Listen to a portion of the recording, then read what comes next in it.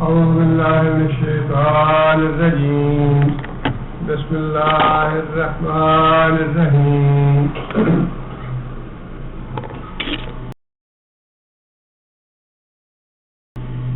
ولا تجعلوا الله عرضة لأيمانكم ولا تجعلوا اور نہ بناؤ اللہ کو عرضتاً ڈھال لأیمانکم. ایمان ایک لفظ ایمان ہے، الف کے نیچے زیر، اس کا معنی یقین، اور اگر الف کے اوپر زبر ہو ایمان اس کا معنی قسم. لأیمانکم اپنی قسموں کے لیے اللہ کے نام کو ڈھال نہ بناؤ. ان تبرو، ان یہاں پہ کون سا ہے؟ نافیہ ہے.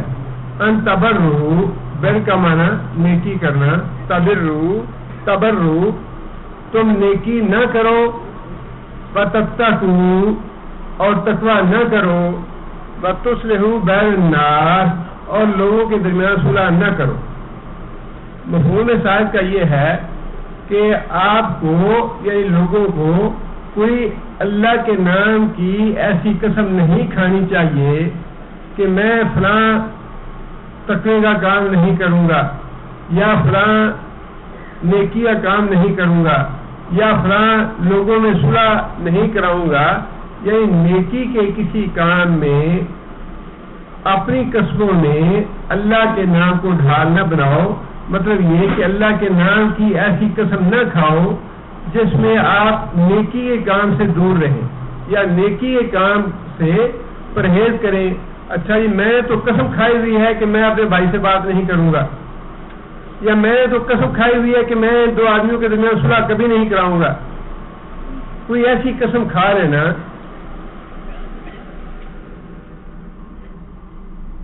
جس سے انسان کسی بھی نیکی کے کام سے محروم ہو جائے اور انسان پھر اللہ کے نام کو استعمال کرے.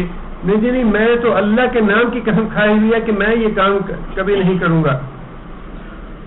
ایسے بعض واقعات ہو بھی جاتے ہیں کہ انسان حالات سے یا واقعات سے مجبور ہو کے کوئی بات ایسی زبان سے نکال دیتا ہے جس میں انسان نیکی کے کام سے محروم ہو جاتا ہے. آپ کو معلوم ہے کہ حضرت عائشہ رضی اللہ تعالیٰ عنہا پہ منافقوں نے تہمت لگائی تھی، اور اس معاملے میں نبی صلی اللہ علیہ وسلم بہت زیادہ پریشان بھی رہے 40 دن تک. اور جب وحی نازل ہوئی اللہ تعالیٰ نے حضرت عائشہ رضی اللہ تعالیٰ عنہ کی برات کر دی. حضرت عائشہ رضی اللہ تعالیٰ عنہ کے معاملے میں منافقوں کے پراپیگنڈے سے بعض مسلمان بھی متاثر ہو گئے تھے، اور ان میں مشہور صحابی حضرت مصطح بن اساسہ بھی تھے، حضرت حسان بن ثابت رضی اللہ تعالیٰ عنہ بھی تھے. یہ مصطح جو تھے ان کے خاندان کی کفالت کرتے تھے حضرت ابوبکر صدیق، وظیفہ بھیجتے تھے انہیں. جب حضرت ابوبکر صدیق رضی اللہ تعالیٰ عنہ کو پتہ چلا کہ جن لوگوں پہ میں اتنے احسان کرتا رہا ہوں جس خاندان پہ، اور جن لوگوں کے ہاں میرے گھر سے وظیفہ جاتا تھا، وہ لوگ بھی میری بیٹی پہ تہمت لگانے کے معاملے میں شامل ہیں، تو حضرت ابوبکر صدیق رضی اللہ تعالیٰ عنہ کو اس کا بڑا صدمہ پہنچا اور بڑا رنج ہوا. اور واقعی قدرتی بات ہے کہ ایک انسان پہ کوئی احسان کرتا رہے، نیکی کرتا رہے، اور اس کے جواب میں اسے نیکی کی بجائے برائی حاصل ہو یا اسے تکلیف پہنچے تو قدرتی طور پہ صدمہ تو ہوتا ہے. حضرت ابوبکر صدیق رضی اللہ تعالیٰ عنہ نے یہ قسم کھا لی کہ آئندہ میں مصطح کو کبھی کوئی چیز نہیں دوں گا. اور اسی طرح تفسیر میں آتا ہے کہ بعض دوسرے صحابہ کرام نے بھی بعض ان مخلص صحابہ کرام کے بارے میں ایسی ہی قسم کھائی جو حضرت عائشہ رضی اللہ تعالیٰ عنہ کے تہمت کے معاملے میں بدگمان ہو گئے تھے یا غلط فہمی میں پڑ گئے تھے. اللہ تعالیٰ نے قرآن مجید میں جب حضرت عائشہ رضی اللہ تعالیٰ عنہ کی برات فرمائی تو ساتھ ہی اللہ تعالیٰ نے یہ آیت بھی نازل فرمائی بلا یا تعالی اولو الفضل منکم، تم میں سے اللہ تعالیٰ نے جن لوگوں کو مال اور دولت دیا ہے بس آتے ان یؤتوا اولی القربى والمساکین والمہاجرین فی سبیل اللہ، وہ اس بات کی قسم نہ کھائیں کہ آئندہ وہ اپنے قرابت داروں کو، مسکینوں کو، مہاجروں کو اللہ کی راہ میں کبھی کوئی مال نہیں دیں گے، ان سے تعاون نہیں کریں گے، انہیں صدقہ خیرات نہیں دیں گے، ان کی مالی معاونت نہیں کریں گے، اس بات کی قسم نہ کھا لیں. بل یعفو ولیصفحوا، اللہ پسند کرتے ہیں اس بات کو کہ تم لوگ معاف کرو اور درگزر کرو. اگر کسی کے ساتھ کسی نے تمہارے ساتھ زیادتی کر لی اور برائی کی تمہارے ساتھ، حالانکہ تم نے اس پہ احسان کیا تھا، اللہ تعالیٰ نے حکم یہی دیا ہے کہ ایسے معاملے میں بھی تم معاف کر دو اور درگزر کا معاملہ کرو. اور اس کے بعد اللہ تعالیٰ نے اور بھی رغبت دلانے کے لیے یہ بات ارشاد فرمائی الا تحبون، کیا تم لوگ یہ پسند نہیں کرتے ان یغفر اللہ لکم، اللہ تعالیٰ تمہیں معاف کر دے. واللہ غفور رحیم، اللہ تو بڑا رحم کرنے والا اور بخشنے والا ہے. اگر تم یہ پسند کرتے ہو کہ تمہارے گناہ، تمہاری غلطیاں اللہ معاف کرتا رہے، تو تمہیں بھی چاہیے کہ تمہارے ساتھ اگر کسی نے برائی کی ہے، کسی نے غلط بات کی ہے یا زیادتی کی ہے، تم بھی اس کو معاف کرو.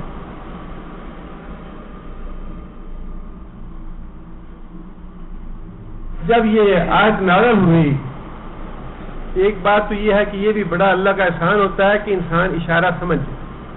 بات تو اللہ تعالیٰ نے عام فرمائی تھی، حضرت ابوبکر صدیق کو مخاطب تو نہیں کیا اس آیت میں، لیکن جیسے ہی حضرت ابوبکر صدیق نے یہ آیت سنی تو حضرت ابوبکر صدیق نے محسوس کر لیا کہ یہ تو اس میں مجھے خطاب کیا گیا ہے، یہ بات تو مجھ سے کہی گئی ہے کہ کیا تمہیں یہ پسند نہیں کہ اللہ تمہیں معاف کرے؟ تم کیوں نہیں معاف کرتے ان لوگوں کو جو ہیں تو مخلص مسلمان، مخلص صحابہ کرام ہیں، لیکن منافقوں کے پراپیگنڈے کی وجہ سے اور منافقوں کی غلط باتوں کی وجہ سے غلط فہمی میں پڑ گیا وہ، تم بھی انہیں معاف کرو. اس کے جواب میں حضرت بکر صدیق نے یہی فوراً یہ بات کہی کہ ہاں ہم یہ پسند کرتے ہیں کہ اللہ معاف کرے اور اللہ ہمیں معاف کرے. اور اس کے بعد پھر اسی طرح جس طرح پہلے حضرت مصطح کا وظیفہ بھیجتے تھے اور ان سے مالی تعاون کرتے تھے، پھر ویسے ہی شروع کر دیا. اسی طرح اور بھی کوئی معاملہ ہو، یہ اس بات کی نفی ہے. بعض اوقات انسان کو واقعی تکلیف ہوتی ہے، صدمہ پہنچتا ہے کہ جس کے ساتھ میں نے احسان کیا اسے میرے ساتھ برا سلوک کیا، اس سے صدمہ ہوتا ہے. لیکن اس کا یہ نتیجہ جو ہے یہ غلط ہے. یہ آج کل نیکی کا زمانہ نہیں رہا، یہ غلط بات ہے. اس لیے کہ نیکی جو ہے وہ اس لیے نہیں کرنی چاہیے کہ ان ریٹرن مجھے بھی نیکی ملے، اس لیے نیکی کرنی نہیں چاہیے. نیکی اس لیے کرنی چاہیے کہ اللہ کو راضی کرنا ہے اور اس کا اجر و ثواب اللہ سے لینا ہے. اگر ثواب دنیا سے لینے کی غرض سے نیکی کرنی ہے تو پھر نیکی نہ کرے. اگر اس غرض سے نیکی کرنی ہے کہ دنیا سے مجھے اس کا اجر و ثواب ملے، یہ جو دنیا سے ووٹ لینے کے لیے خدمت کرتے ہیں، نہیں ملک کی خدمت کر رہے ہیں، قوم کی خدمت کر رہے ہیں، یہ ذلیل اور رسوا اسی لیے ہو رہے ہیں، اس لیے کہ یہ دنیا سے ریوارڈ چاہتے ہیں. یہ اس کا صلہ جو ہے دنیا سے چاہتے ہیں اور دنیا سے جوتے ملتے رہیں گے انہیں، اس لیے کہ دنیا کے پاس یہی کچھ ہے. اللہ نے فرمایا کہ جو آدمی مجھے راضی کرنے کے لیے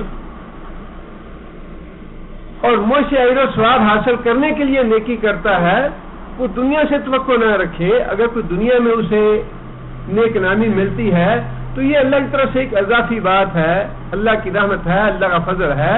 لیکن نیکی اس لیے کرنی چاہیے کہ اللہ راضی ہو، اللہ سے اجر و ثواب لینے کے لیے. اور اللہ نے خود فرمایا کہ ان اللہ لا یضیع اجر المحسنین، کہ نیکی کرنے والوں کی نیکی میں ضائع نہیں کرتا. اللہ کے ہاں تو ضائع نہیں ہوتی، دنیا والوں کے نزدیک ضائع ہو جائے تو ہو جائے، لیکن اللہ نے فرمایا ہے کہ نیکی میرے ہاں ضائع نہیں ہوتی. من یعمل مثقال ذرۃ خیر یرہ، اگر ذرہ برابر بھی تم نیکی کرو گے تو وہ بھی، اس کا بھی تم ویسے اجر و ثواب پاؤ گے۔ اس لیے کسی بھی معاملے میں آ کے کوئی ایسی بات زبان سے نہیں نکالنی چاہیے کہ آئندہ میں یہ نیکی کا کام نہیں کروں گا، یا آئندہ میں فلاں آدمی کی بڑھائی کا کوئی کام نہیں کروں گا، یا فلاں لوگوں میں صلح نہیں کراؤں گا، یا کسی نیکی سے دور رہنے کی انسان قسم کھا لے، اس سے اللہ تعالیٰ نے منع فرمایا ہے۔ واللہ سمیع علیم، اور اللہ سننے اور جاننے والا ہے۔ اب چونکہ اس آیت میں اللہ تعالیٰ نے قسم کھانے کے بارے میں مسئلہ اور حکم بتایا ہے، اس لیے اب آگے بھی قسم کے حوالے سے 2-3 باتیں اللہ نے ارشاد فرمائی۔ اللہ فرماتے ہیں کہ قسمیں 3 طرح کی ہو سکتی ہیں۔ ایک قسم تو وہ ہے جو انسان بلا ارادہ اٹھاتا ہے، ایسے ہی روزمرہ کی گفتگو میں عادت کے طور پہ، یا جسے ہم اپنی زبان میں تقیہ کلام کہتے ہیں، وہ ہے قسم، بلا میں نہیں جا رہا بھائی، اچھا بلا میں ابھی جاتا ہوں۔ یہ جو بار بار کی بلا بلا ہے، یہ ارادے اور شعور کی قسم نہیں ہے، یہ عادت کی قسم ہے۔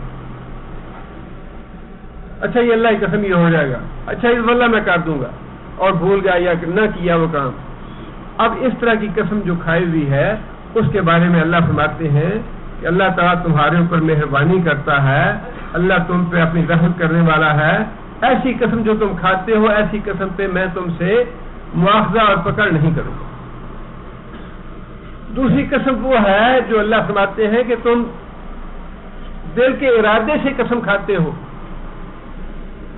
اور تمہاری واقعی نیت ہوتی ہے قسم کھانے کی اور اس قسم کو پورا کرنے کی۔ اللہ فرماتے ہیں کہ اس قسم پہ میں مواخذہ کروں گا اگر تم وہ پوری نہیں کرو گے۔ اگر ایسی قسم، اچھا جی میں اتنے پیسے تم سے لیے، اور انسان قسم کھا کے کہے اچھا جی 1 مہینے کے بعد میں یہ ادا کر دوں گا، اب یہ قسم کھائی جو ہے یہ شعوری طور پہ ہے، ایک آدمی کے ساتھ انسان باقاعدہ لین دین کر کے وعدہ کر رہا ہے، یہ شعوری قسم ہے۔ اب یہ قسم اگر پوری نہ کی تو اللہ فرماتے ہیں کہ اس پہ میں پکڑ کروں گا، اس پہ سزا دوں گا اگر پوری نہیں کروں گا۔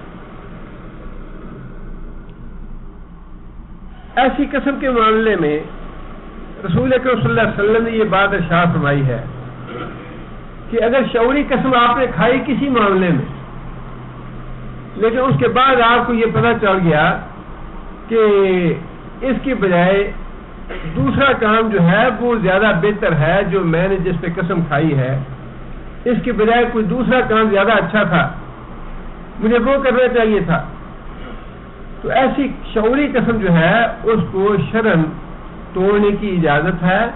انسان اچھا کام کرنے کے لیے پہلی قسم کو توڑ دے اور اس قسم کے توڑنے کا کفارہ ادا کر دے۔ قسم توڑنے کا کفارہ کیا ہے؟ پہلا تو یہ ہے کہ اگر انسان میں قدرت ہو تو ایک غلام آزاد کرے، استطاعت ہو تو، اگر یہ استطاعت نہ ہو 10 مسکینوں کو کھانا کھلائے یا 10 مسکینوں کو لباس مہیا کر دے، اور اگر اس کی استطاعت بھی نہ ہو تو پھر 3 روزے رکھے اور اس قسم کو ختم کر کے وہ پہلو اختیار کرے جو اس سے اچھا ہے۔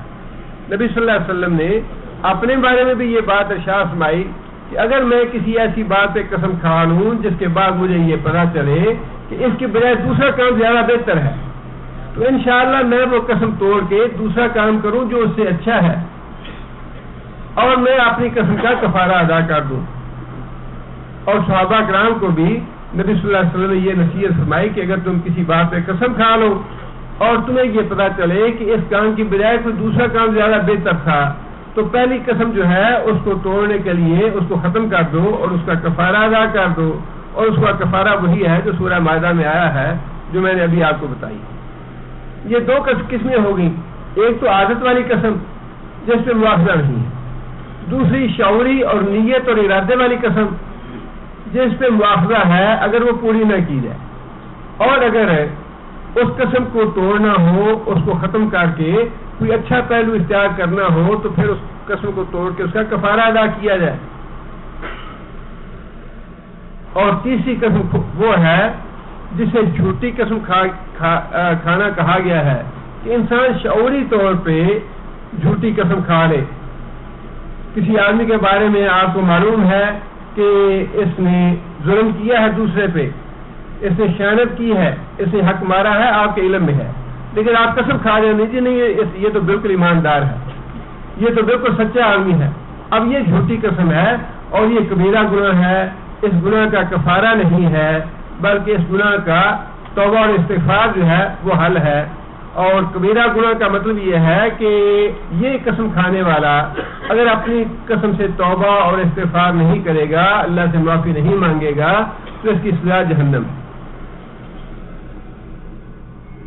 نبی صلی اللہ علیہ وسلم کعبہ میں بیت اللہ شریف میں تشریف فرما تھے اور نبی صلی اللہ علیہ وسلم نے بتایا کیا میں تمہیں بتاؤں کہ کبیرہ گناہ کون کون سے ہیں؟ صحابہ نے عرض کیا ہاں یا رسول اللہ۔ تو نبی صلی اللہ علیہ وسلم نے سب سے پہلی بات فرمائی کہ شرک کرنا اللہ کے ساتھ کسی کو، اور پھر دوسرا شاید حقوق الوالدین والدین کی نافرمانی، اور پھر فرمایا کہ جھوٹی گواہی دینا کبیرہ گناہ ہے یہ۔ والذین لا یشہدون الزور، اللہ کے بندے وہ ہیں جو جھوٹی گواہی نہیں دیتے۔ وَإِذَا مَرُّوا بِاللَّغْوِ مَرُّوا كِرَامًا، اور جب بےہودہ اور فضول باتوں کے پاس سے گزرتے ہیں تو شریفانہ طور سے گزر جاتے ہیں، وہ باتیں نہیں سنتے۔ وہی بات اللہ نے یہاں فرمائی، لا یؤاخذکم اللہ، نہیں پکڑے گا اللہ تم کو، باللغو فی ایمانکم، تمہاری لغو قسموں کو۔ لغو کہتے ہیں ویسے لغت کے اعتبار سے لغو کہتے ہیں کتے کے بھونکنے کو، مراد یہ ہے ایسے ہی بک بک کرنا، بڑبڑ کرتے رہنا اور اس میں قسمیں بھی اٹھا جانا بلّہ بلّہ کہہ کے، اس کو لغو ایمان کہا گیا ہے کہ وہ لغو قسم ہے تمہاری، بے مقصد اور لا یعنی قسم۔ اللہ فرماتے ہیں کہ ویسے عادتاً بھی یہ بات اچھی نہیں ہے، زیادہ قسمیں اٹھانے کو پسند نہیں کیا گیا شریعت میں۔ اگر عادت ہو بھی تو اس عادت کو ختم کر دینا چاہیے، لیکن معاملہ کیونکہ قسم کا ہے اس لیے اللہ نے فرمایا کہ میں اس میں مواخذہ نہیں کروں گا۔ قسم کے علاوہ انسان اگر لغو باتیں کرے یا بے مقصد باتیں کرے، لا یعنی باتیں کرے، تو وہ انسان کے لیے بڑا وبال اور گناہ بن سکتا ہے۔ یہ چونکہ قسم کا معاملہ ہے نا، اس لیے یہ اتنا خطرے والی بات نہیں ہے۔ فرمایا کہ نہیں میں تمہیں اس پہ مواخذہ نہیں کروں گا، بس قسم ہے باللہ ہے اور عادت والی بات ہے، لاشعوری طور پہ کہہ دیا لہذا کوئی بات نہیں۔ لیکن ویسے کوئی غلط بات تکیہ کلام بنا لینا یا بے معنی اور فضول باتیں کرنا۔ ایک صحابی فوت ہوئے اور صحابہ کرام نے اسے کہا کہ تمہیں جنت کی بشارت ہو، تو نبی صلی اللہ علیہ وسلم نے اس سے مواخذہ فرمایا کہ تمہیں کیا پتا کہ اس کی زبان سے کوئی لا یعنی بات نکلی ہو جس پہ اللہ نے اس سے مواخذہ کرنا ہے، جس پہ اللہ تعالیٰ پکڑ لے اس کو۔ اس کا مطلب یہ ہے کہ قسم کے معاملے میں جو انسان بے معنی یا بے مقصد اٹھائے اس پہ تو مواخذہ نہیں ہے کہ معاملہ صرف قسم کا ہے، اچھا ہی بلّہ، لیکن اس کے علاوہ کوئی اور بات ہو لغو اور بے مقصد اور بے معنی، اس سے پرہیز کرنی چاہیے، وہ زبان سے نہیں نکالنی چاہیے۔ لا یؤاخذکم اللہ باللغو فی ایمانکم، اللہ تمہاری لغو قسموں کے معاملے میں تو اسے مواخذہ نہیں کرے گا، ولیکن اور لیکن یؤاخذکم پکڑے گا تم کو، مواخذہ کرے گا تمہارا، سزا دے گا تم کو، بما ساتھ اس قسم کے کسبت قلوبکم جو تمہارے دل نے کمایا، تمہارے دلوں نے کمایا۔ مراد یہ ہے جو تم نے دل کے ارادے سے، دل کی نیت سے اور پورے عزم کے ساتھ اور پورے شعور کے ساتھ قسم کھائی، اللہ تعالیٰ اس پہ گرفت ضرور کرے گا کہ تم نے یہ قسم پوری کیوں نہیں کی۔ واللہ غفور الحلیم، اور اللہ تعالیٰ بخشنے والا ہے، حوصلے والا ہے۔ اب کیونکہ یہ معاملہ قسموں کا چل رہا ہے، اسی حوالے سے ازدواجی زندگی میں جو معاملات پیش آتے ہیں اللہ تعالیٰ نے ان پہ بات فرمائی ہے اور یہ بڑے اہم ہیں ہمارے لیے. انہیں جاننا، ان مسائل اور احکام کو بہت ضروری ہے، اس لیے کہ ان مسائل اور احکام کو نہ جاننے کی وجہ سے ہم اپنے گھروں میں بڑے پیچیدہ مسائل پیدا کر لیتے ہیں، بڑی مشکلات میں پھنس جاتے ہیں. ان سے بچنے کے لیے ضروری ہے کہ شریعت کے احکام جو ہیں وہ بڑے حکیمانہ احکام ہیں.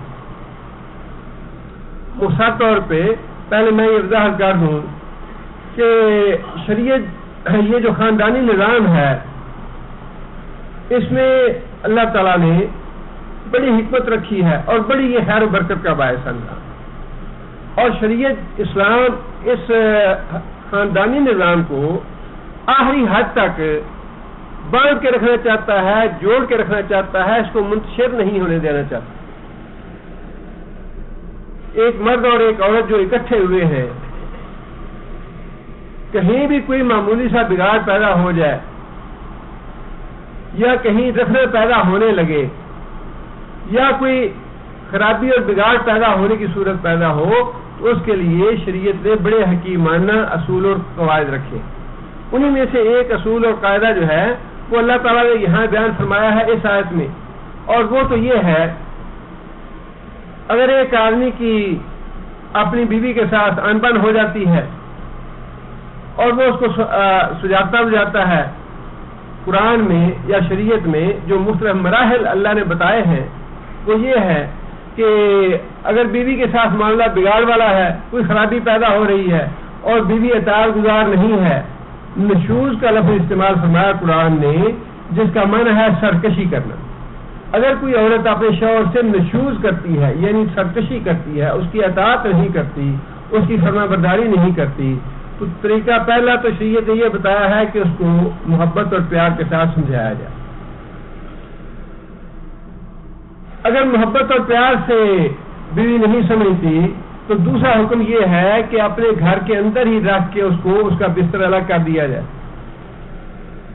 یہ بھی ایک وارننگ ہے عورت کے لیے کہ تنبیہ کے طور پہ مرد نے اس کو اپنے گھر میں رکھتے ہوئے اپنے آپ سے الگ کر دیا. تیسرا درجہ اس کا یہ ہے کہ انسان ڈانٹ ڈپٹ کرے، اس کے باوجود بھی اگر عورت نہیں مانتی، اطاعت نہیں کرتی تو اجازت ہے کہ ڈانٹ ڈپٹ سے اس کی اصلاح کرنے کی کوشش کی جائے، اور ہلکی مار مارنے کی اجازت ہے، اور صحیح حکم ہے کہ اس کے چہرے پہ نہ مارا جائے. ہلکی مار مارنے کی اجازت ہے، چہرے پہ نہ مارنے کا حکم ہے. اور اس کے باوجود اگر معاملہ حل نہ ہو تو پھر ایک طریقہ یہ بھی ہے جو اس آیت میں اللہ تعالیٰ نے فرمایا، وہ یہ ہے کہ انسان 40 دن کی زیادہ سے زیادہ مدت مقرر فرمائی اللہ تعالیٰ نے کہ زیادہ سے زیادہ 40 دنوں کے لیے تم قسم کھا سکتے ہو کہ میں اپنی بیوی کے پاس نہیں جاؤں گا. اس کا بے شک کمرہ نہیں بلکہ جگہ بھی الگ کر دی جائے، گھر بھی الگ کر دیا جائے، اور قسم کھا لے انسان کہ میں اس کی تنبیہ کے لیے، اس کو وارننگ دینے کے لیے، اس کی اصلاح کے لیے 40 دن تک اس کے ساتھ بولوں گا نہیں اور اس کے ساتھ اٹھوں بیٹھوں گا نہیں، اس کے ساتھ کوئی معاملہ نہیں کروں گا. یہ بھی خاندان کو جوڑنے کا ایک مرحلہ ہے کہ شاید اس طرح سے بیوی سمجھ جائے. اور اس کے بارے میں اللہ تعالیٰ نے حکم یہ دیا ہے کہ للذین یؤلون من نسائہم، للذین واسطے ان لوگوں کے، یؤلون جو قسم کھا لیں، من نسائہم اپنی عورتوں کے معاملے میں، جن کی عورتیں نافرمان ہیں، اطاعت گزار نہیں ہیں، وہ اپنی عورتوں کے بارے میں قسم کھا لیں کہ میں اس سے نہیں ملوں گا، اس سے بات نہیں کروں گا، اس کے ساتھ تعلق نہیں رکھوں گا. اللہ فرماتے ہیں تربصوا اربعۃ اشہر، وہ انتظار کرے 4 مہینے کا. 40 یعنی 4 مہینے کا ہے.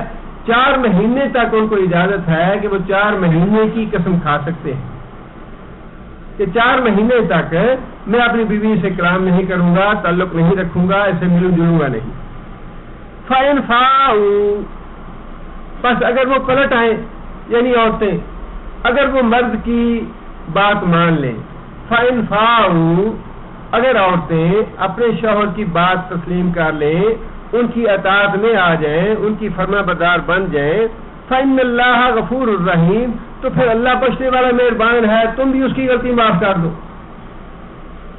اللہ تمہیں معاف کرے گا۔ تم سے جو کوتاہی ہوئی، جو غلطی اپنی عورت سے معاملات کرنے میں تم سے ہوئی، اللہ تمہیں معاف کرے گا، اللہ تمہارے لیے مہربان ہے۔ اور اس معاملے میں عورت سے جو کوئی سختی ہوئی، سرکشی ہوئی، نافرمانی ہوئی یا اطاعت کا معاملہ نہیں اسے اختیار کیا، تم بھی اس سے درگزر کرو، اللہ بھی تم سے درگزر کرنے والا ہے۔ یہ ایک اور مرحلہ ہے عورت کو وارننگ دینے کا، عورت کو سمجھانے کا، اور عورت کو اپنے ساتھ ملائے رکھنے کا۔ رسول اکرم صلی اللہ علیہ وسلم نے خود بھی الا فرمایا تھا، لیکن آپ صلی اللہ علیہ وسلم نے 1 مہینے کے لیے الا فرمایا تھا۔ الا کا معنی وہی ہے قسم کھانا۔ آپ صلی اللہ علیہ وسلم کے الا کرنے کی وجہ یہ تھی کہ مدینہ منورہ میں منافق اور یہودی ملے ہوئے تھے، مسلمانوں کے خلاف وہ سازشیں کرتے رہتے تھے، اور ایک خطرناک کھیل انہوں نے یہ کھیلا کہ رسول اکرم صلی اللہ علیہ وسلم کے گھر پہ ڈاکہ ڈالا جائے، اور رسول اکرم صلی اللہ علیہ وسلم کے گھر کی عزت، احترام، تقدیس اور تکریم جو ہے اسے کسی طرح ختم کیا جائے۔ رسول اکرم صلی اللہ علیہ وسلم کے حرم میں اس وقت 4 ازواج مطہرات تھیں، اور چاروں کی چاروں اچھے کھاتے پیتے گھرانوں کی خواتین تھیں، لیکن جب وہ رسول اکرم صلی اللہ علیہ وسلم کے گھر میں آئیں تو ظاہر ہے کہ جو اپنے گھروں میں نام و نام تھا، یا جو مال دولت تھا، یا جو سہولتیں تھیں، یا جو آرام تھے، یا جو نعمتیں تھیں، وہ رسول اکرم صلی اللہ علیہ وسلم کے گھروں میں تو نہیں تھا۔ رسول اکرم صلی اللہ علیہ وسلم کے ہاں تو نبی صلی اللہ علیہ وسلم کا جو فقر و فاقہ تھا، جو درویشی کی کیفیت تھی معیشت کی، وہ نبی صلی اللہ علیہ وسلم کی اپنی آزادی سے اختیار کردہ تھی۔ اپنی آزادی سے نبی صلی اللہ علیہ وسلم نے یہ فقر و فاقہ اختیار کیا تھا، اور ظاہر ہے کہ جن خواتین نے نبی صلی اللہ علیہ وسلم کے گھر آنا تھا، نبی صلی اللہ علیہ وسلم کے حرم میں آنا تھا، ان پہ بھی یہ بات اپنے آپ لاگو ہو جانی تھی کہ وہ بھی نبی صلی اللہ علیہ وسلم کا اس معاملے میں ساتھ دیں۔ منافقوں نے اور یہودیوں نے یہ سازش کی کہ رسول اکرم صلی اللہ علیہ وسلم کی ازواج مطہرات کو جا کے اریدا جائے اور ان کو بھڑکایا جائے کہ تم تو اچھے کھاتے پیتے لوگوں کے گھرانوں کی تھیں، اتنے نار و نام میں تم پلی ہو، اور اتنا مال دولت تھا تمہارے گھروں میں، یہاں آ کے تمہیں کیا ملا؟ فقر و فاقہ ہے، ہر وقت غربت ہے، تنگی ترشی ہے، تو تم مانگتی کیوں نہیں محمد صلی اللہ علیہ وسلم سے کہ ہمیں بھی ہمارے اتنا مال چاہیے، اور ہمیں اپنے گزارے کے لیے اتنا خرچ چاہیے، یہ چاہیے وہ چاہیے، اس طرح کی باتیں۔ ان باتوں سے، سیرت کے ان معاملات سے یہ پتہ چلتا ہے کہ تھے بہرحال وہ بھی انسان، بشری کمزوریاں مردوں میں بھی تھیں، عورتوں میں بھی تھیں، صحابہ کرام میں بھی تھیں، صحابیات میں بھی تھیں، لیکن ان کی عظمت یہی ہے کہ جیسے ہی اللہ تعالیٰ کی طرف سے تنبیہ ہوتی تھی فوراً سمجھ جاتے تھے۔ منافق اور یہودی عورتوں نے گھر میں آنا شروع کیا اور ازواج مطہرات کو اس طرح کی باتیں کہہ کے بھڑکانے کی کوشش کی، اور ان کے پراپیگنڈے کی وجہ سے، ان کی باتوں کی وجہ سے ازواج مطہرات میں یہ سوچ پیدا ہوئی کہ ہاں باقی ہمیں بھی نبی صلی اللہ علیہ وسلم سے اپنا خرچ مانگنا چاہیے کہ ہمارے خرچ میں وسعت پیدا کی جائے، ہمیں اس خرچ سے زیادہ دیا جائے۔ جب نبی صلی اللہ علیہ وسلم کے سامنے حضرت عائشہ رضی اللہ تعالیٰ عنہ نے یہ بات پیش کی تو نبی صلی اللہ علیہ وسلم نے فرمایا کہ جو تم چاہتی ہو وہ تو میرے پاس نہیں ہے، جو تم نام و نام چاہتی ہو، عیش و عشرت چاہتی ہو، یا جس بات کا تم مطالبہ کرتی ہو کہ ہمیں اتنا خرچ دیا جائے، ہمیں اتنا مال اور دولت دیا جائے گزر بسر کرنے کے لیے، میں تو نہیں دے سکتا، اس بات پہ رسول اکرم صلی اللہ علیہ وسلم کو رنج ہوا اور نبی صلی اللہ علیہ وسلم نے اپنی ازواج مطہرات کی تعذیب کے لیے اور ان کو سمجھانے کے لیے 1 مہینے تک ایلا کر لیا، 1 مہینے کی قسم کھا لی کہ 1 مہینے تک میں اپنی بیویوں کے پاس نہیں جاؤں گا۔ اب اس معاملے میں جو سب سے بڑی اہم بات اور قابل غور بات اور ہمارے لیے بھی سبق والی بات ہے وہ یہ ہے کہ جب یہ صورتحال پیدا ہوئی، مدینے میں صحابہ کرام کو پتہ چل گیا، صحابہ کرام جو تھے وہ پریشان ہوئے اور افواہ اس طرح کی پھیل گئی کہ نبی صلی اللہ علیہ وسلم نے اپنی ازواج مطہرات کو طلاق دے دی۔ نبی صلی اللہ علیہ وسلم کا الگ ہو جانا، اپنے گھر میں نہ جانا، اپنی ازواج مطہرات سے ملنا جلنا چھوڑ دینا، یہ معمولی بات نہیں تھی۔ اس معاملے میں حضرت ابوبکر صدیق رضی اللہ تعالیٰ عنہ اور حضرت عمر فاروق رضی اللہ تعالیٰ عنہ یہ دونوں نبی صلی اللہ علیہ وسلم کے سسر تھے، اور عام طور پہ جس طرح کا معمول ہے یا جس طرح کے معاملات ہمارے گھروں میں ہوتے ہیں، عام یہی ہوتا ہے کہ اپنی بیٹیوں کی طرفداری کی جاتی ہے یا اپنی بیٹیوں کو اور بھی پمپ کیا جاتا ہے، انہیں اور زیادہ بھڑکایا جاتا ہے کہ شیر ہو جاؤ، دلیر ہو جاؤ، ہم تمہارے پیچھے ہیں، کوئی بات نہیں۔ لیکن حضرت عمر اور حضرت ابوبکر رضی اللہ تعالیٰ عنہ یہی بات ہے ان کی قربانی کی اور ان کے اثار کی۔ حضرت ابوبکر صدیق نے بھی، حضرت ابوبکر صدیق تو وہ تھے کہ حضرت عائشہ پہ تہمت لگی، حضرت عائشہ نے کہا کہ ابا جی اماں جی آپ ہی میری برات میں کوئی بات کریں۔ حضرت ابوبکر نے صاف طور پہ کہہ دیا بیٹی بات کرنے کے لیے، باتیں کرنے کے لیے بڑی ہے، لیکن معاملہ اللہ کے رسول کا ہے، ہم بات نہیں کر سکتے، میں اللہ کے رسول سے بات نہیں کروں گا جب تک اللہ کی طرف سے برات نہیں آتی۔ اور حضرت عمر فاروق رضی اللہ تعالیٰ عنہ اس معاملے میں، علاج کے معاملے میں جب یہ پتہ چلا کہ نبی صلی اللہ علیہ وسلم نے طلاق دے دی ہے، حضرت عمر فاروق رضی اللہ تعالیٰ عنہ گئے، جا کے بات کرنی چاہیے نبی صلی اللہ علیہ وسلم سے۔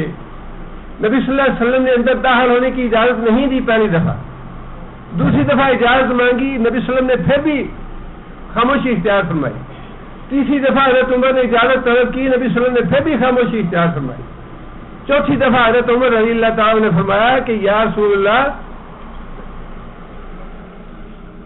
اگر آپ کو مطلوب ہے تو میں اپنی بیٹی کا سر آپ کے قدموں میں لا کے رکھ دیتا ہوں، آپ یہ نہ سمجھیں کہ میں اپنی بیٹی کی حمایت کے لیے آیا ہوں، آپ مجھے بتائیں کہ اگر میری بیٹی نے کوئی غلطی کی ہے یا میری بیٹی کا کوئی قصور ہے تو میں اس کا سر اتار کے آپ کے قدموں میں رکھنے کے لیے تیار ہوں۔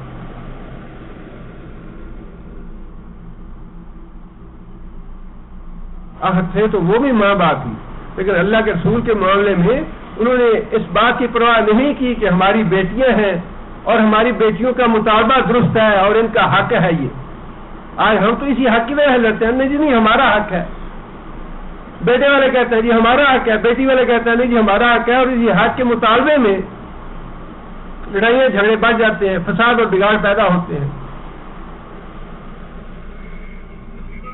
اور اللہ تعالیٰ معاف کرے، آج تو سوچ یہ بن گئی ہے جی بیٹی کو پڑھا لے، پتہ نہیں آگے چل کے حالات کیسے ہو، بیٹی کا پتہ نہیں گھر بستا ہے کہ نہیں بستا، شروع سے پڑھانے کی نیت یہ ہوتی ہے، ایسا کوئی غلط سوچ بن چکی ہے، دین تو پڑھانا نہیں، قرآن حدیث کی تو بات نہیں ہے کہ ویسے ہی سوچ یہ پیدا ہو جائے عورت میں، لڑکی میں یہ سوچ پیدا ہو جائے کہ میری جنت جہنم تو میرا شوہر ہے۔ اور پہلے زمانے میں تو ہوتا ہی یہ تھا کہ بیٹی کو گھر سے رخصت کرتے ہوئے ماں باپ یہی کہتے تھے کہ بیٹی تمہارا ڈولا جا رہا ہے اس گھر میں تو اس گھر سے تمہارا جنازہ اٹھنا چاہیے، ہمیں اب یاد نہ کرنا، اب ہمارا گھر تمہارا گھر نہیں ہے، تمہارا گھر وہ ہے جہاں جا رہی ہے۔ لیکن اب تو یہ ہوتا ہے کہ نہیں نہیں پڑھا لیں اس کو، پتہ نہیں شوہر کے ساتھ گزارا ہو یا نہ ہو، اپنی زندگی آپ گزارنی پڑے، یہ پڑھانے کی نیت ہی یہ ہوتی ہے شروع سے۔ ایسی سوچ بدلی ہے کہ فساد بگاڑ کی نیت پہلے دن سے لڑکی کے ماں باپ فساد کی نیت رکھ لیتے ہیں، لڑکے والے نہیں لڑکی والے، اور پھر حق میں اچھا 10 لاکھ حکمار بند ہو، 20 لاکھ حکمار بند ہو، صرف اس لیے کہ لڑکا طلاق نہ دے سکے۔ یہ بدنیتی کے معاملے جتنے بھی ہیں ان کا نتیجہ فساد اور بگاڑ، یہ سارے بدنیتی کے معاملے، اخلاص کے معاملے نہیں ہیں، نہ وفا کے معاملے۔ اس لیے کہ شریعت وہی شریعت کی بات تو ہم نہ پڑھتے ہیں نہ سمجھتے ہیں، وہ طریقہ اختیار کرنے جو ہے وہ ہم اس کے لیے تیار نہیں ہیں. اس میں صبر کی ضرورت ہے، اس میں تحمل کی ضرورت ہے، اس میں افق اور درگزر کی ضرورت ہے. وہ کرنے کے لیے ہم تیار نہیں ہوتے. ہم تو اینٹ سے اینٹ مارنے کی کوشش کرتے ہیں، اینٹ کے جواب میں پتھر دینے کی کوشش کرتے ہیں.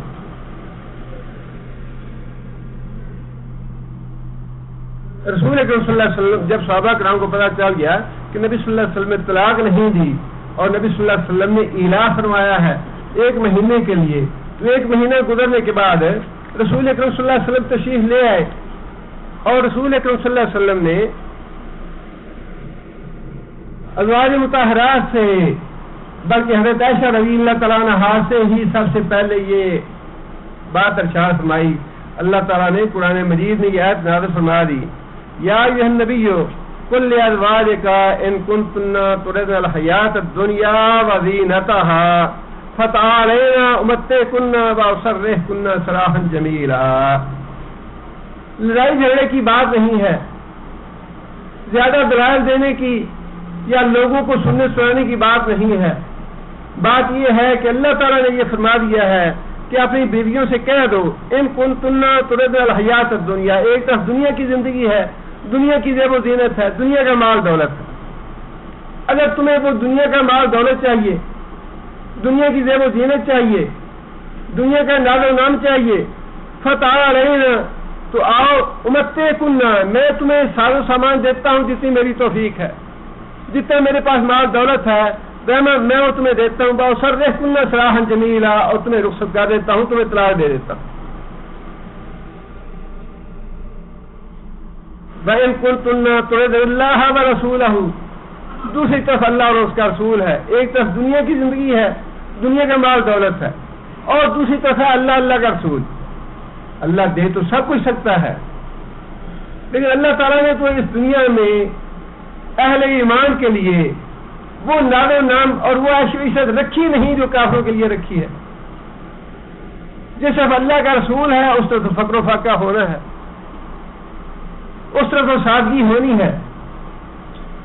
فرمایا کہ اگر تم ارادہ رکھتی ہو اللہ اور اللہ کے رسول کا، بس دار الآخرت اور آخرت کا گھر چاہتی ہو، فإن اللہ أعد للمحسنات منکن اجرا عظیما، تو یاد رکھو تم میں سے جو نیکی کا راستہ اختیار کرنے والی خواتین ہیں ان کے لیے اللہ تعالیٰ نے آخرت کا گھر تیار کر رکھا ہے. یہ سورہ احزاب کی آیتیں نبی صلی اللہ علیہ وسلم نے پڑھ کے ازواج مطہرات کو اختیار دے دیا کہ اگر تم دنیا کا مال چاہتی ہو تو ٹھیک ہے، میں تمہیں جو کچھ میرے پاس ہے، جیسی فقر و فاقہ کی زندگی ہے، مجھے 1 روپیہ ملتا ہے، 10 ملتے ہیں، 100 ملتا ہے، میں وہ 1 یا 10 یا 100 دے کے تمہیں رخصت کر دیتا ہوں، طلاق دے دیتا ہوں. جا کے جہاں تمہیں دنیا ملتی ہے، مال ملتا ہے، نال و نام ملتا ہے، وہاں جا کے نکاح کر. اور اگر تمہارا ارادہ آخرت کا ہے، اگر تم اللہ کے رسول کو ترجیح دیتی ہو تو پھر تمہیں انہی حالات میں گزارا کرنا پڑے گا، اسی فقر و فاقہ میں زندگی بسر کرنی پڑے گی، اسی درویشی میں میرے ساتھ میں رہنا پڑے گا. ہاں البتہ اس صورت میں اللہ تعالیٰ نے آخرت میں تمہارے لیے گھر تیار کر رکھا ہے. نقد نہیں ہے ادھار، لیکن وعدہ پکا ہے کہ اگر اللہ کے رسول کا ساتھ دو گی تو پھر تمہارے لیے آخرت کا گھر ہے. اور اگر دنیا چاہتی ہو میں تمہیں طلاق دیتا ہوں، کسی امیر کبیر کے ساتھ جا کے شادی کر لوں. حضرت عائشہ رضی اللہ تعالیٰ عنہ سے اور باقی بھی ازواج مطہرات سے نبی صلی اللہ علیہ وسلم نے فرمایا کہ جلدی نہ کرو، سوچ سمجھ لو، اپنے ماں باپ سے مشورہ کرنا ہے تب بھی کر لو. لیکن یہی بات ہے صحابہ کرام میں، اور اللہ تعالیٰ معاف فرمایا ہماری فکر اور سوچ میں. حضرت عائشہ سے سب سے پہلے بات ہوئی تو حضرت عائشہ کہنے لگی یا رسول اللہ، اس معاملے میں مشورہ کیا، میں تو اللہ اور اللہ کے رسول کو منتخب کرتی ہوں. باقی ازواج مطہرات سے جب بات ہوئی تو انہوں نے بلا تعمل کہا کہ ہم اللہ اور اللہ کے رسول کو اختیار کرتی ہیں. معاملہ ختم ہو گیا. یہی وہ ایک قسم ہے کہ اگر گھر میں معاملہ بگڑتا ہے تو یہ سارے طریقے جو شریعت نے بتائے ہیں یہ اختیار کرنے چاہیے. کھڑک سے طلاق کا لفظ، اور اب تو یہ ہے کہ وہ طلاق کا بھی جو صحیح طریقہ ہے اس پہ بھی عمل کرنے کی عقل نہیں ہے، اس پہ عمل کرنے کی سمجھ نہیں ہے. علم نہیں ہے طلاق کیسے دینی. حالانکہ یہ سارے مراحل جو ہیں یہ طلاق سے پہلے کے ہیں, اور جو نون سے پہلے بعد بھی ایک اور اللہ تعالیٰ نے مرحلہ رکھا ہے, اور وہ مرحلہ یہ ہے, اس کا بھی سورہ نساء میں شاید اللہ تعالیٰ نے ذکر فرمایا ہے, وہ یہ ہے کہ معاملات اگر بگڑ جاتے ہیں اور زیادہ خرابی پیدا ہو جاتی ہے میاں اور بیوی میں, تو آخری مرحلہ اس کا یہ ہے طلاق دینے سے پہلے ایک نیک اور متقی آدمی بیوی کے خاندان سے اور ایک نیک اور متقی آدمی عادل آدمی مرد کے خاندان سے دونوں بیٹھ کے اس مقدمے کو سنیں, ان کے معاملات کو جانچیں اور ان کے بعد ان دونوں کو آپس میں ملانے کی, ان کی صلح صفائی کرانے کی کوشش کریں. طلاق سے پہلے بھی یہ ایک مرحلہ ہے, گویا 3-4 مرحلے ہیں طلاق سے پہلے. اور اگر غصے میں آ کے لڑائی جھگڑا ہو جائے, معاملہ بگڑ جائے, فوراً ہی طلاق دے دے تو یہ سب سے بڑا جرم ہے. اور پھر طلاق یہ کہ نہیں 3 اکٹھی دیتے ہیں اور پھر روتے پھرتے, اچھا 3 طلاقیں دی تھی, اس کا حکم کیا ہے, اب رجوع کا حق ہے یا نہیں ہے, یا اس طرح کس طرح آپس میں مصالحت کر سکتے ہیں. وہ طلاق دینے کا بھی جو صحیح طریقہ ہے وہ بھی معلوم نہیں ہے. حالانکہ طلاق دینے سے پہلے یہ 3-4 مرحلے جو ہیں یہ بھی اسی غرض کے لیے اللہ نے رکھے کہ اگر آپس میں بگاڑ پیدا ہوتا ہے تو طلاق سے پہلے اصلاح کی کوشش کرو, اس کے معاملات کو سنوارنے کی کوشش کرو. انہی میں سے ایک یہ ہے جس کے بارے میں اللہ فرماتے ہیں کہ اگر تم نے اپنی بیوی کی اس کو ادب سکھانا ہے اور اس کو تنبیہ کرنی ہے, اس کو وارننگ دینی ہے, تو اس بات کی تمہیں اجازت ہے کہ 4 مہینے تک کے لیے تم قسم کھا لو کہ میں اس کے قریب نہیں جاؤں گا, اس سے بات چیت نہیں کروں گا, اس سے تعلق نہیں رکھوں گا. آگے اللہ فرماتے ہیں کہ اگر تو تم نے 4 مہینے کے بعد اس سے راضی ہونے کا طے کر لیا تو پھر راضی ہو جاؤ, رجوع کر لو, لڑائی جھگڑا ختم کرو. اور اگر لڑائی جھگڑا ختم نہیں کرتے تو پھر شریعت کا حکم مرد کو یہ ہے کہ 4 مہینے سے تم زیادہ معاملہ لمبا نہیں کر سکتے, 4 مہینے سے زیادہ لڑائی لمبی نہیں کر سکتے. اب اس کے بعد عورت والوں کو یہ حق دیا کہ اگر تو مرد سیدھی طریقے سے طلاق دے دے تو ٹھیک ہے, اور 4 مہینے کے بعد بھی اگر مرد تنگ کرنے کے لیے معلق کرتا ہے, لڑائی کو لمبا کرتا ہے, تو عورت کو اس بات کا حق ہے کہ عورت عدالت میں چلی جائے اور عدالت سے جا کے اپنی علاقے کی ڈگری حاصل کر لے. اور عدالت کو یہ اختیار دیا کہ اگر مرد ظلم کرتے ہوئے طلاق نہیں دیتا تو عدالت جو ہے وہ خود ان دونوں میں علاقی کرا دے یا مجبور کرے مرد کو کہ وہ طلاق دے عورت. اس لیے آگے اللہ نے فرمایا کہ وَإِنْ عَلَمُ الطَّلَاقَ, اور اگر قسم کھانے کے بعد یا تو رجوع ہے صلح ہے, اور اگر رجوع یا صلح نہیں کرتے, طلاق کا پھر بھی تم نے عزم کر لیا, طلاق دینے کا ارادہ کر لیا, معاملہ سنبھلا نہیں, عورت پھر بھی اپنے آپ کو بدلنے کے لیے تیار نہیں, سمجھتے نہیں ہے, اور تم نے طلاق دینے کا عزم کر لیا, فَإِنَّ اللَّهَ سَمِيعٌ عَلِيمٌ, تو اللہ تعالیٰ خوب سننے والے, خوب جاننے والے ہیں. اس لیے طلاق لینا اور طلاق دینا یہ دونوں اللہ کو ناپسند ہے. طلاق دینے والے کے بارے میں تو یہ فرمایا کہ جو آدمی یہ جائز چیزوں میں سے سب سے زیادہ ناپسندیدہ بات اللہ تعالیٰ کو طلاق ہے, بلا وجہ طلاق دینا بہت بڑا ظلم ہے, اور اللہ کو سخت ناپسند ہے کہ کسی کو ظلمن طلاق دی جائے. لیکن دوسری طرف یہ بات بھی اللہ نے فرمائی کہ وہ عورت جو بلا وجہ طلاق طلب کرتی ہے, اپنے گھر میں شوہر اس کے حقوق پورے کر رہا ہے, اس کے باوجود عورت طلاق طلب کرتی ہے, تو نبی صلی اللہ علیہ وسلم نے فرمایا کہ ایسی عورت جنت کی خوشبو بھی نہیں پا سکے گی. اس لیے کہ اسلام جو ہے, شریعت جو ہے, یہ میاں بیوی کو آخری حد تک جوڑنے کی اور ساتھ تعلق نبھانے کی کوشش کرتا ہے کہ آپس میں جڑے رہیں, آپس سے علیحدہ نہ ہو. آگے پھر اللہ تعالیٰ نے طلاق کا طریقہ بتایا اور طلاق کے مسائل اور احکام بتائے ہیں. کچھ اللہ تعالیٰ نے مسائل اور احکام یہاں سورہ بقرہ میں ارشاد فرمائے ہیں، اور کچھ احکام اللہ تعالیٰ نے آگے ایک سورہ ہے، اس کا نام ہی سورہ طلاق ہے، اس میں اللہ تعالیٰ نے احکام بیان فرمائے۔ موٹے موٹے مسائل طلاق کے یہ ہیں۔ ایک تو بات یہ ہے کہ عورت کو حیض کے دنوں میں طلاق دینا منع ہے۔ اس کی وجہ یہ ہے کہ قدرتی طور پہ اس دوران مرد اور عورت میں تھوڑا بہت پیدا ہو جاتا ہے، تھوڑی دوری پیدا ہو جاتی ہے قدرتی طور پہ، لہذا یہ فرمایا کہ حیض کے دوران طلاق نہ دو۔ حضرت عبداللہ بن عمر رضی اللہ تعالیٰ عنہ نے حیض کے دوران طلاق دی تو نبی صلی اللہ علیہ وسلم نے حضرت عمر سے کہا کہ اپنے بیٹے سے کہو کہ رجوع کرے حیض کے دوران جو طلاق دیا تم نے، یہ طلاق نہیں ہے، بلکہ جب پاک ہو جائے تو پھر طلاق دو۔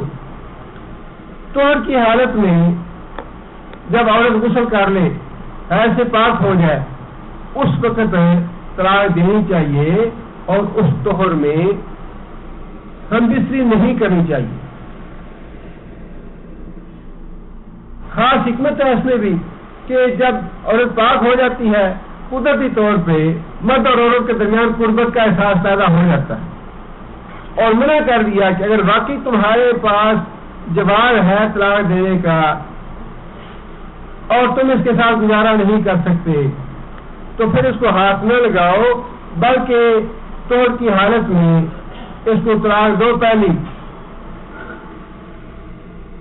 اور جو سب سے اچھا مسنون اور ٹھیک طریقہ ہے طلاق کا وہ یہی ہے کہ ایک ہی طلاق دی جائے۔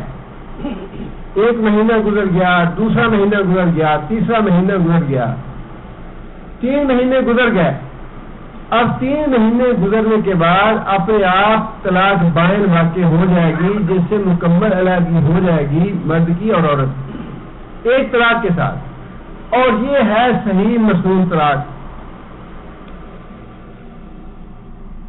اس طلاق کا ایک طلاق سے عورت کو الگ کرنے کا فائدہ یہ ہے آئندہ زندگی میں 5 سال بعد، 10 سال بعد، 2 سال بعد، مہینے بعد، 6 مہینے بعد اگر یہ مرد اور عورت دونوں اکٹھا ہونا چاہیں، 3 مہینے کی مدت تو وہ ہے جس میں نکاح کے بغیر رجوع کرنے کی اجازت ہے۔ 3 مہینے کی مدت وہ ہے جس میں نکاح کے بغیر رجوع کرنے کی اجازت ہے کہ اگر تم نے 3 مہینے کے دوران محسوس کر لیا کہ ہمیں اکٹھا رہنا چاہیے، ہم سے غلطی ہو گئی، غصہ ہو گیا اور ہمارا مستقبل خراب ہو جائے گا، بچے بگڑ جائیں گے، 3 مہینے کے اندر اگر تم رجوع کرنا چاہتے ہو تو پھر تمہیں اجازت ہے بغیر نکاح کا رجوع کر۔ لیکن اگر 3 مہینے کا عرصہ گزر گیا ایک طلاق کے ساتھ اور رجوع نہیں کیا، اب طلاق تو ہو گئی، علیحدگی ہوگی دونوں میں میاں بیوی میں، لیکن اس ایک طلاق سے علیحدگی کا فائدہ یہ ہے کہ یہ دونوں میاں بیوی آئندہ زندگی میں کبھی بھی دوبارہ اکٹھا ہونا چاہیں تو نکاح کر کے اکٹھے ہو سکتے ہیں۔ اب ایک صورت تو یہ ہے، دوسری صورت یہ ہے کہ ایک آدمی اپنی بیوی کو طلاق دیتا ہے، طلاق دینے کے بعد 3 مہینے کے اندر اس نے رجوع کر لیا۔ پہلی صورت تو یہ تھی جس میں اس نے رجوع نہیں کیا، رجوع نہ کرنے کی صورت تھی۔ اب دوسری صورت یہ ہے کہ اس نے 3 مہینے کے اندر رجوع کر لیا، صلح کر لی۔ اب ایک طلاق تو اس کی شمار ہو گئی، اس کے نامہ اعمال میں ایک طلاق اب لکھی جا چکی ہے۔ 5 سال بعد، 6 سال بعد، 10 سال بعد دوبارہ جھگڑا ہو گیا، دوبارہ معاملات خراب ہو گئے، اب پھر اس نے دوسری طلاق دے دی، اب یہ دوسری طلاق شمار ہوگی۔ اس طلاق کے بعد بھی اس بات کی اجازت ہے کہ 3 مہینے کے اندر رجوع کر لے۔ اگر 3 مہینے کے اندر رجوع نہیں کرتا، 3 مہینے گزر گئے، دونوں کی آپس میں علیحدگی واقع ہو جائے گی، طلاق بائن ہو جائے گی، لیکن دوسری طلاق کے بعد بھی اگر 3 مہینے گزرنے کے بعد علیحدگی ہوئی اور یہ میاں بیوی آپس میں کبھی دوبارہ ملنا چاہیں تو آپس میں نکاح کر کے پھر مل سکتے ہیں. یہ دوسری طلاق بھی رجعی طلاق کہلاتی ہے. پہلی طلاق بھی رجعی ہے, دوسری طلاق بھی رجعی ہے, لیکن اگر دوسری طلاق کے بعد رجوع کر لیا 3 مہینے کے اندر, دوسری طلاق کے بعد رجوع کر لیا 3 مہینے کے اندر, اب پھر 6 سال 10 سال 5 سال گزرنے کے بعد پھر خدا نخواستہ لڑائی جھگڑا پیدا ہو گیا اور پھر تیسری طلاق دے دی. اب یہ تیسری طلاق رجعی طلاق نہیں ہے, یہ تیسری طلاق جو ہے یہ طلاق بائن ہے, اور اس طلاق کے بعد مرد کا حق رجوع بھی ختم ہو گیا. اس طلاق کے بعد مرد کا حق بھی ختم ہے, اور اس طلاق کے بعد مرد جو ہے وہ اس عورت سے نکاح نہیں کر سکتا. اب نکاح حرام ہو گیا اس عورت کے ساتھ تیسری طلاق کے بعد. پہلی جو 2 طلاقیں تھی ان کے بعد رجوع کا حق بھی رہتا ہے اور نکاح کا حق بھی رہتا ہے. اگر عدت کے اندر رجوع کر لیا تو صلح ہو گئی, اگر رجوع نہیں کیا 3 مہینے سے زیادہ گزر گیا تو نکاح کا حق بھی باقی رہتا ہے. لیکن جب تیسری طلاق ہو گئی تو مرد کا حق رجوع بھی ختم ہو گیا, اور دونوں کا آپس میں نکاح کرنے کا معاملہ جو ہے وہ بھی ختم ہو گیا. اب قرآن مجید میں آگے ہی سورہ بقرہ میں ہے شاید ایک صورت دی ہے تیسری طلاق کے بعد نکاح کرنے کی, اور وہ صورت یہ ہے کہ یہ جو عورت 3 طلاق جس کو مل گئی اور اس کی طلاق بائن ہو گئی, اپنے شوہر سے علیحدہ ہو گئی, یہ عورت اپنی آزاد مرضی سے کبھی عدت گزرنے کے بعد فوراً بعد یا 5 سال بعد 2 سال بعد 3 سال بعد کسی اور مرد سے نکاح کر لے,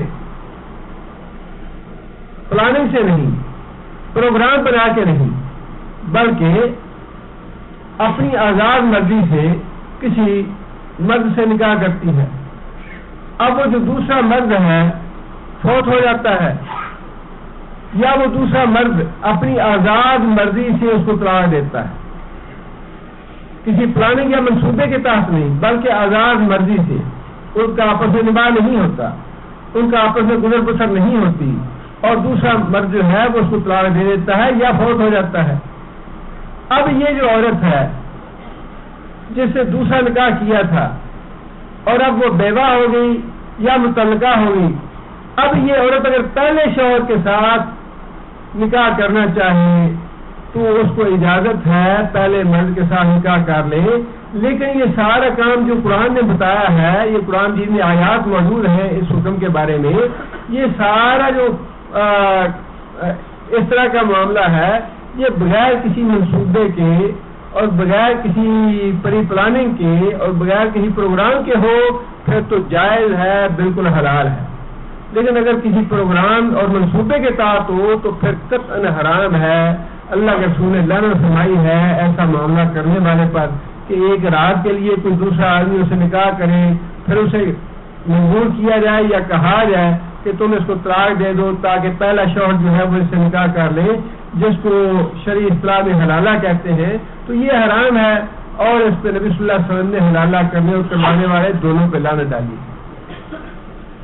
اب آپ جو مسائل اور احکام ہیں وہ دیکھ لیجیے. اللہ فرماتے ہیں والمطلقات, اور وہ عورتیں جن کو طلاق دی گئی, یتربصن, وہ انتظار کریں, بانفسہن, اپنی ذات کے معاملے میں, ثلاثۃ قروء, 3 قروء.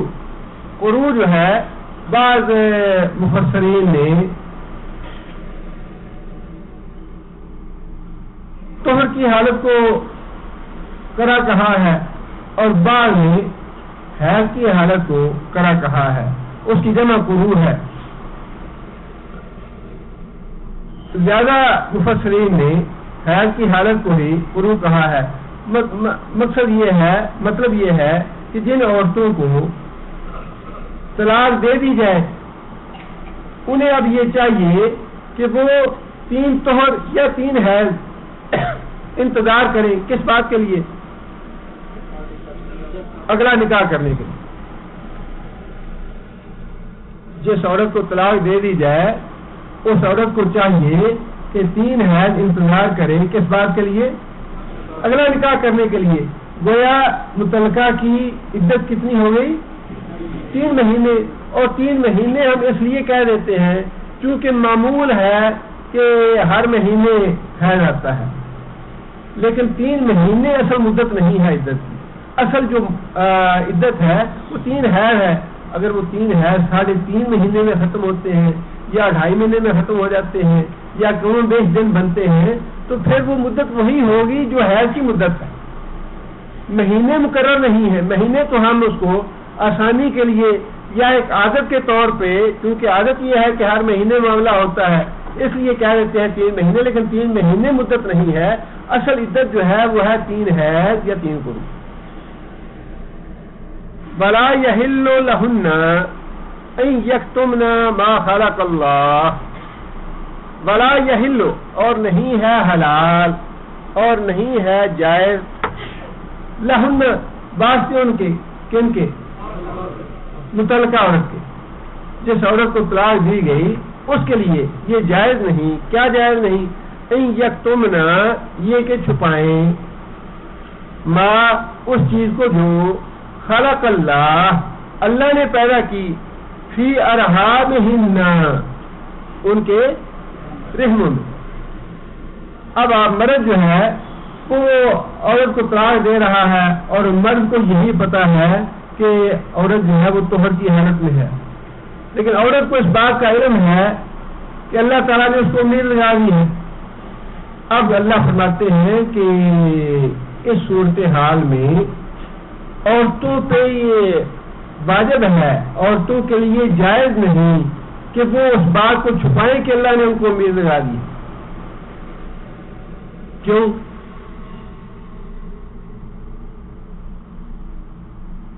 یہ تو بڑے فساد کی بات ہے کہ عورت جو ہے وہ حاملہ ہو اور 3 مہینے گزرنے کے بعد وہ دوسرا نکاح کر لے، تو جو حمل ہے وہ کس کا ہوگا؟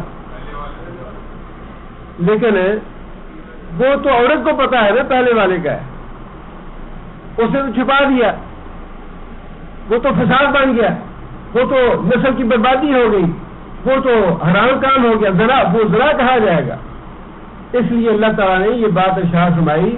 اور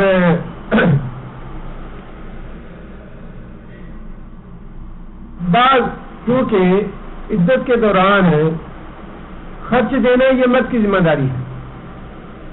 عدت کے دوران عورت کا نان و نفقہ دینا یہ مرد کی ذمہ داری ہے، اور عورت کو یہ بھی نہیں کرنا چاہیے کہ اپنا نان و نفقہ بڑھانے کے لیے اس بات کو چھپائے.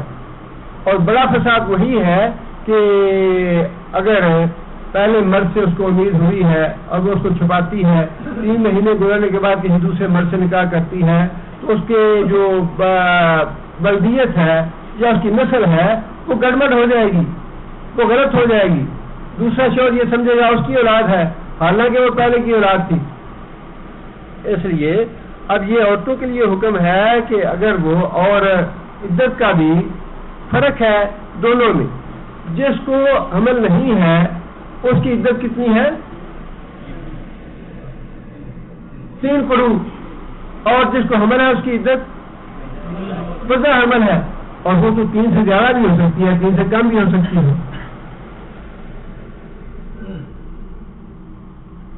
ان کلنا یؤمن باللہ والیوم الآخر، اگر وہ عورتیں باقی ایمان رکھتی ہیں اللہ پہ اور یوم آخر، یعنی اگر واقعی وہ مومن ہیں اور واقعی ایمان والیاں ہیں اور ان کو آخرت کا خوف ہے، اللہ کا ڈر ہے، تو پھر جو کچھ بھی اللہ تعالیٰ نے ان کے نعموں میں پیدا کیا ہے اس کو چھپانا نہیں چاہیے انہیں. آگے فرمایا وَبُعُولَتُهُنَّ أَحَقُّ بِرَدِّهِنَّ فِي ذَلِكَ. وَبُعُولَتُهُنَّ اور ان کے شوہر، کن کے شوہر؟ جو متعلقہ کے شوہر، ان کے شوہروں کو احق کو بہت زیادہ حقدار ہیں، بہت حق پہنچتا ہے کس بات کا؟ بردہن، ان عورتوں کو پلٹا لیں، ان عورتوں کی طرف پلٹ آئیں، فی ذالکا، ذالکا کا اشارہ جی کس کی طرف؟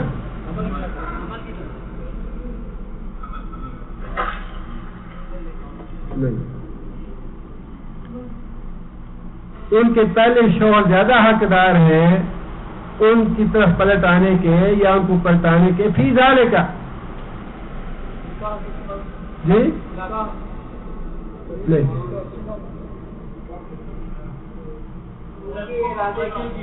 جی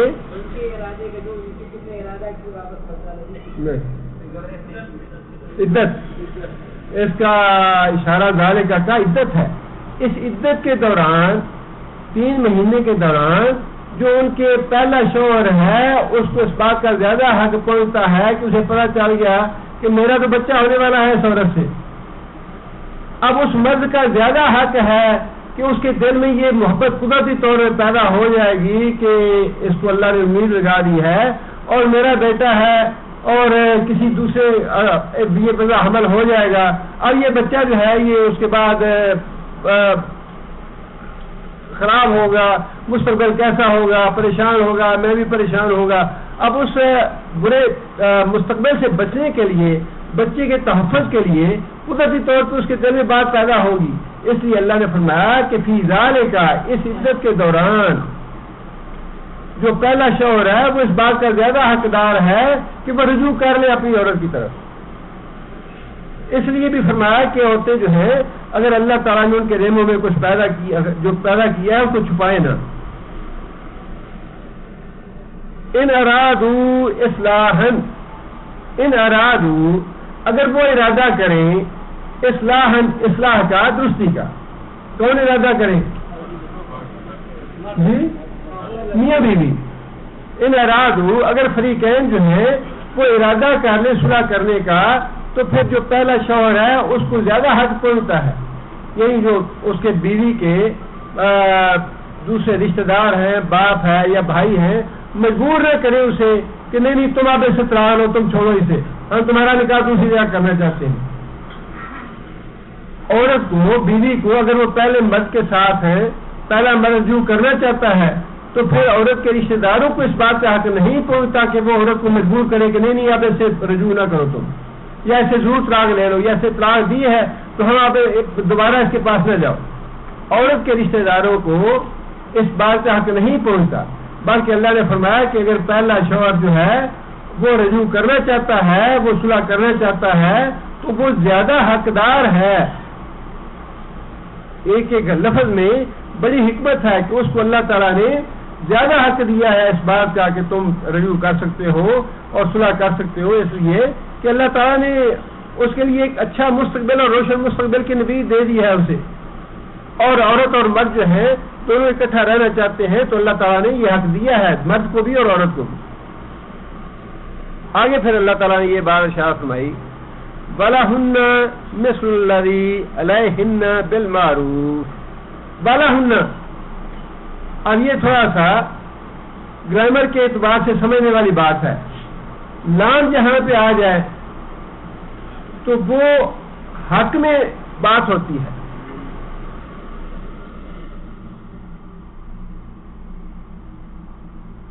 قرآن کے بارے میں اللہ تعالیٰ نے فرمایا کہ قرآن حجتاً لک او علیک. قرآن جو ہے قیامت کے دن میں حجتاً لک، یا تو تمہارے لیے حجت ہوگا، او حجتاً علیک، یا تمہارے خلاف حجت ہوگا. حجتاً لک کا کیا معنی ہے؟ یہاں آیا ہے لک، لام آیا ہے یہاں، اور یہاں پہ مراد یہ ہے کہ تمہارے حق میں وہ گواہی دے گا قرآن جی. اور حجتاً علیک اگر آئے تمہارے خلاف گواہی. علا جو ہے یہ مخالفت میں آتا ہے، علا جو ہے یہ مخالفت میں آتا ہے. فنصرنا علی القوم الکافرین، فنصرنا مدد کر ہماری علی الکافرین، کافروں کے مقابلے میں، کافروں کے خلاف ہماری مدد کر.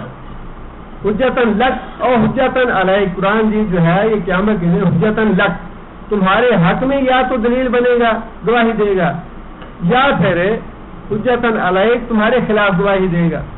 اب یہاں پہ اللہ تعالیٰ نے وہی لام اور علا سے مسئلہ واضح فرمایا ہے، وَلَهُنَّ اور واسطے ان کے، کن کے؟ عورتوں کے، واسطے عورتوں کے، مثل الذی ویسا ہی اسی طرح کا حق ہے، الذی علیہن کس طرح کا حق؟ جس طرح کا حق عورتوں پہ ہے، جس طرح کا حق مردوں عورتوں پہ ہے، مردوں کا علیہن سے مراد ہوگا مردوں کا حق عورتوں پہ، لہن کا ہوگا کہ عورتوں کا حق مردوں پہ۔ اللہ نے فرمایا کہ جس طرح مردوں کے حقوق ہیں عورتوں پہ، مردوں کے حقوق ہیں عورتوں پہ، اسی طرح عورتوں کے حقوق بھی ہیں مردوں پہ۔ آزاد نہیں ہے مرد بھی، مرد پہ اگر ذمہ داریاں ہیں، اگر اللہ تعالیٰ نے مرد کو حقوق دیے ہیں بہت زیادہ عورتوں پہ، عورتوں کو اللہ تعالیٰ نے خالی نہیں رکھا بلکہ فرمایا کہ عورتوں کے بھی حقوق ہیں، جس طرح مردوں کے حقوق ہیں ویسے ہی عورتوں کے حقوق ہیں۔ وَلَهُنَّ واسطے عورتوں کے حقوق ہیں، مثل الذی اسی طرح کے، علیہن جس طرح کے ان کے اوپر حقوق ہیں مردوں کے۔ عورتوں اور مردوں کے حقوق کیا ہیں؟ تفصیل کے ساتھ نبی صلی اللہ علیہ وسلم نے احادیث میں بھی یہ باتیں ارشاد فرمائی ہیں اور قرآن جی میں بھی باتیں اللہ نے ارشاد فرمائی ہیں۔ مردوں کے حقوق تو یہ ہیں، نبی صلی اللہ علیہ وسلم نے ایک خاتون آئی کوئی مسئلہ پوچھنے کے لیے یا کوئی بات کرنے کے لیے نبی صلی اللہ علیہ وسلم سے، نبی صلی اللہ علیہ وسلم نے پوچھا کون ہے؟ کہہ رہی یا رسول اللہ میں زوجہ عبداللہ ہوں۔ نبی صلی اللہ علیہ وسلم نے پوچھا اچھا کون سی زوجہ عبداللہ؟ فلاں۔ کہہ رہی ہاں یا رسول اللہ فلاں۔ نبی صلی اللہ علیہ وسلم نے فرمایا کہ اپنے شوہر کی خدمت کرتی رہتی ہو نا؟ کہنے لگی ہاں یا رسول اللہ۔ نبی صلی اللہ علیہ وسلم نے فرمایا کہ اچھا یاد رکھو کہ شوہر جو ہے وہ عورت کی جنت یا جہنم ہے، شوہر ہے عورت کا جنت ہے یا جہنم ہے۔ مطلب یہ ہے کہ اگر اس کا شوہر اس پہ راضی ہے اور عورت اس کی اطاعت اور فرما برداری کرتی ہے تو اللہ بھی اس پہ راضی ہے، اس کے لیے جنت۔ اگر عورت جو ہے وہ نافرمان ہے، شوہر اس کا ناراض ہے تو اس کے لیے جہنم ہے۔ ظاہر ہے کہ دینی معاملات میں اطاعت اور نافرمانی تو ہے نہیں، دین کے معاملے میں تو فرما برداری ہے اللہ اور اللہ کے رسول کی۔ دنیا کے معاملات میں عورت پہ واجب ہے کہ وہ اپنے شوہر کی اطاعت اور فرما برداری کرے۔ اور فرمایا کہ اگر عورت طلب کرتا ہے عورت کو، عورت انکار کرتی ہے تو اس پہ فرشتے لعنت بھیجتے رہتے ہیں یا اللہ تعالیٰ اس سے ناراض رہتے ہیں، حتیٰ کہ عورت جو ہے وہ اپنے شوہر کی بات مان لے۔ یہاں تک فرمایا کہ اگر عورت جو ہے وہ تنور پہ ہے، کھڑی روٹیاں لگا رہی ہے، یا مطلب یہ ہے کہ بہت زیادہ مصروف ہے، تب بھی اگر مرد اس کا بلاتا ہے تو اس کو چھوڑ کے جانا چاہیے۔ اور پھر قرآن مجید میں اللہ تعالیٰ نے یہ بات ارشاد فرمائی ہے کہ مرد جو ہے وہ قوام ہے عورتوں پہ، مرد جو ہے وہ قوام ہے عورتوں پہ، اور اس کی وجہ اللہ تعالیٰ نے یہ فرمائی ہے کہ اللہ تعالیٰ نے ایک درجہ دیا ہے مردوں کو عورتوں پہ، یعنی فضیلت دی ہے، اور وہ فضیلت اس وجہ سے ہے کہ وہ نان و نفقہ دیتے ہیں عورتوں کا۔ یہ تو حقوق ہو گیا، اور پھر یہ بھی نبی صلی اللہ علیہ وسلم نے فرمایا کہ یہ بھی مرد کا حق ہے کہ جب مرد گھر میں نہ ہو، مرد گھر میں نہ ہو، عورت جو ہے وہ اس کے مال کی محافظ ہے، وہ اس کی اولاد کی محافظ ہے، اس میں خیانت نہ کرے۔ مطلب یہ کہ مال جو ہے وہ مرد کی اجازت کے بغیر خرچ نہ کرے، اور اولاد جو ہے اس کی تربیت دین کے مطابق کرے۔ یہ سارے حقوق جو ہیں یہ مرد کے بتا دیے۔ عورتوں کے بارے میں فرمایا کہ